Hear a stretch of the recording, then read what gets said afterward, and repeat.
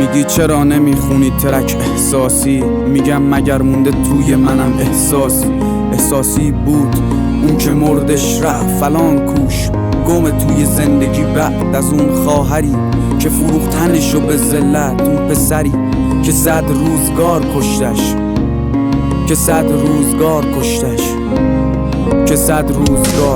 از اون جایی که میدونم توی زندگی پر درد و رنج، پر بدهی، پر خم راست چپ روزدهی. صدا نکردم اول زندگی کی بودش گفت برنده بازی تو این غم بزرگ شدی خسته. خب زندگی پر دست انداز سرخم نداشت.